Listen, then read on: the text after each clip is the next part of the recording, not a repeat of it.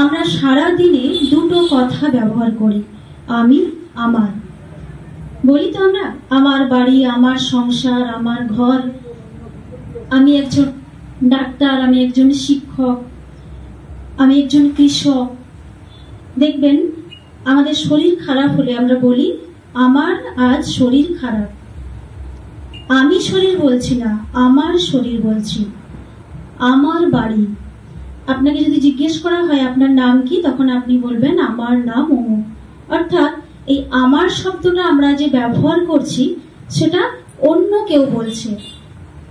অর্থাৎ আমি হচ্ছে আমার থেকে সম্পূর্ণ আলাদা।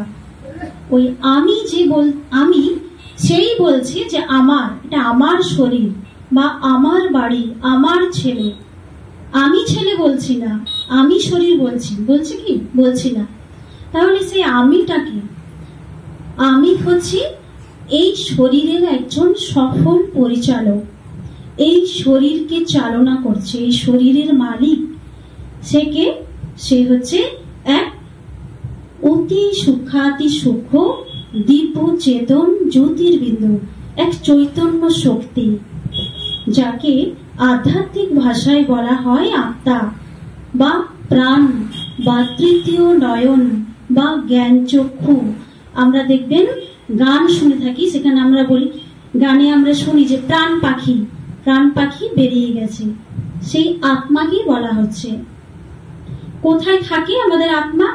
এই দুই ভ্রূয়ের মাঝখানে আমাদের প্রত্যেকের আত্মা রয়েছে, যেখানে আমরা মা বোনেরা টিপ পড়ি, তাই তো? ভাইদেরকে আমরা ফোঁটা দিই, কেউ কেউ ওখানে তিলক লাগান। কেন লাগায়? শরীরের তো আরো অনেক জায়গা ছিল, গালে লাগাতে পারতাম, কপালে লাগাতে পারতাম, কিন্তু কেন ওই জায়গাটাতেই লাগানো হয়? কেননা টিপ বা চন্দনের ফোঁটা বা তিলক লাগানোর একটাই উদ্দেশ্য, আমরা না জেনে এগুলো লাগিয়ে থাকি, বাস্তবে এটাই মনে করিয়ে দেয়া হয় যে আমি হচ্ছি বা আপনি হচ্ছেন একজন আত্মা, অতি সূক্ষ্মাতি সূক্ষ্ম দিব্য জ্যোতির্বিন্দু, এক চৈতন্য শক্তি, যাকে কিনা বিনাশ করা যায় না, অবিনাশী চৈতন্য শক্তি, যাকে কাটা যায় না, ছেদন করা যায় না, জলে ভেজানো যায় না, আগুনে পোড়ানো যায় না। আত্মা অজর, অমর, অবিনাশী। আত্মার বয়স হয় না। নারী পুরুষের কোনো জাত পাত ধর্ম বর্ণ, নারী পুরুষ এইসবের কোনো ভেদাভেদ হয় না। আর আত্মা অবিনাশী, যার বিনাশ হয় না। অর্থাৎ আমরা যারা এখানে বসে আছি প্রত্যেকেই হচ্ছি নারী নই, কোনো পুরুষ নই, হিন্দু নই, বৌদ্ধ নই, জৈন নই, খ্রিস্টান নই, মুসলিম নই, হাড়ি নই, মুচি নই, ডোম নই, ব্রাহ্মণ নই। আমি হচ্ছি এই শরীর থেকে সম্পূর্ণ আলাদা এক অবিনাশী দিব্য চেতন জ্যোতির্বিন্দু, যার নাম হচ্ছে আত্মা। তাহলে আমরা এখানে সবাই হচ্ছি আত্মা। যে বেশেই থাকি না কেন, কেউ শাড়ি পরেছে, কেউ চুড়িদার পরেছে, কেউ ফতুয়া পরেছে, কেউ পাঞ্জাবি পরেছে, শরীর অনুযায়ী যে যার ড্রেস পরে নিয়েছে, কিন্তু বাস্তবে আমি হচ্ছি এই শরীর থেকে আলাদা এক অবিনাশী দিব্য চেতন জ্যোতির্বিন্দু আত্মা। আত্মা তাহলে থাকে কোথায় বললাম? দুই ভ্রূয়ের মাঝখানে। আত্মাকে আমরা এই চর্ম চক্ষু দিয়ে দেখতে পাই না। দেখতে পাই কি? কোনো মানুষ যখন শরীর ছাড়ে, ধরুন আপনি তার কাছেই ছিলেন, এক সেকেন্ড আগে, যে শরীর ছাড়ার এক সেকেন্ড আগে আপনি তার কাছেই ছিলেন, আপনি সামনে বসেই ছিলেন, তখনই সেই মানুষটি আপনার সামনেই শরীর ছেড়েছে। আপনি কি দেখতে পেলেন তার দুই ভ্রূয়ের মাঝখান থেকে যে আত্মাটা বেরিয়ে গেল? কেউ আমরা দেখতে পাই না। আত্মাকে এই চর্ম চক্ষু দিয়ে দেখা যায় না। আত্মাকে আমি বা আমরা প্রত্যেকেই অনুভব করতে পারি। অর্থাৎ আমি বা আমরা আমাদের এই দুই ভ্রূয়ের মাঝখানে যে আত্মিক নেত্র বা তৃতীয় নয়ন, ওই আত্মিক দৃষ্টি দিয়েই আমি অন্যকে যখন দেখব, অর্থাৎ আমার সামনে যিনি আছেন তিনি কোনো নারী বা পুরুষ নন, তিনি হচ্ছেন আমারই মতন এক অতি সূক্ষ্ম জ্যোতির্বিন্দু আত্মা। অর্থাৎ আমি যখনই তাকে এইরকম দৃষ্টি নিয়ে, এইরকম চিন্তা নিয়ে দেখব, তখনই আমার ফিল হবে যে আমি সত্যি সত্যি এই শরীর থেকে একদম হালকা, যার কোনো চিন্তা নেই, যন্ত্রণা নেই, জ্বালা নেই, এইরকম হালকা, অতি সূক্ষ্মাতি সূক্ষ্ম, কেবল যার ধর্ম হচ্ছে শান্তি। শান্তি দেখবেন আত্মা, আমরা বলে থাকি রামবাবু আমার আত্মীয়, অর্থাৎ দেখুন শরীর আছে, আমরা আমাদের শরীরের সম্বন্ধকে আমরা মানি, আমরা মেনে চলি, কিন্তু সেই শরীরের সম্বন্ধকে কিন্তু উল্লেখ করা হয় না।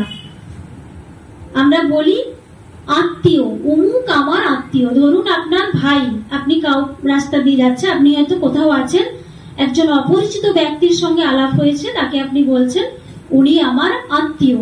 তাহলে আত্মীয় বা আত্মীয়া, আত্মার সঙ্গে আত্মার যে সম্বন্ধ, সেটাকেই বলা হয় আত্মীয় বা আত্মীয়া। হতে পারে আমার মা বা আপনার মা, বাবা, ভাই, বোন।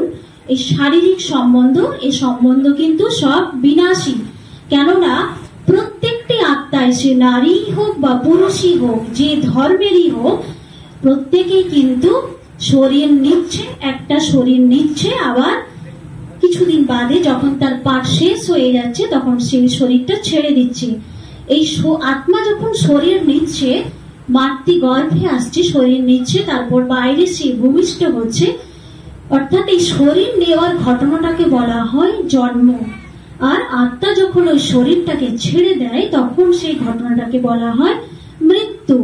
কিন্তু কখনোই আত্মা মরছে না। আমরা বলছি রামবাবু মারা গেছেন, শরীর মারা গেছে, শরীরটা ছেড়ে দিয়েছে, কিন্তু তার আত্মা চলে গেছে অন্য কোনো একটা জায়গায়, অন্য কোনো পরিবারে, নতুন এক পরিবারে, যেখানে নতুন শরীর, যেখানে নতুন সম্বন্ধ, মা, বাবা, ভাই, বোন, আত্মীয় স্বজন সব নতুন। তাহলে আপনারা ভেবে দেখুন, আপনারা যারা এখানে উপস্থিত আছেন প্রত্যেকেই আজকে এখন যে শরীরে আছেন, কিছুদিন আগে হয়তো অন্য এক শরীরে, সেটা নারী শরীরে হতে পারে, পুরুষ শরীরে হতে পারে, এইরকমই একটা অন্য শরীরে ছিলেন। শরীর হচ্ছে আত্মার পোশাক। আত্মাকে বলা হয় এই শরীরের পরিচালক। আর শরীরকে যদি আমরা রথ কল্পনা করি বা ধরে নিই বা গাড়ি কল্পনা করি, তাহলে এই শরীর রূপী রথ বা শরীর রূপী গাড়ির সফল পরিচালক হচ্ছে আত্মা। তাহলে আমরা প্রত্যেকেই এইভাবে অনেকবার এইরকম শরীর নিয়েছি, শরীর ছেড়েছি।